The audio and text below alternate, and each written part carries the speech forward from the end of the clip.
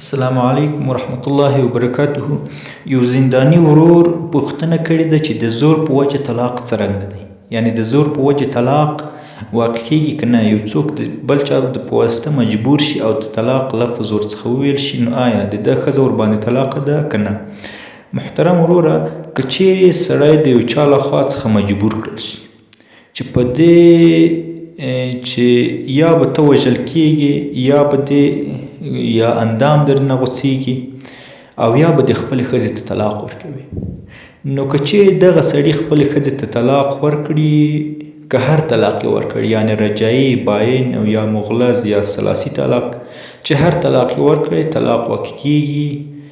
د دې فتوا هغه مراجع او مأخذ چې دی هغه فتوای عالمگیری صفحه 353 لومړی ټوک دی، همدارنګه فقه علی مذهب الاربعه صفحه 223 څلورم ټوک دی، او همدارنګه اعلاء السس باب الطلاق صفحه 3804 اتم ټوک.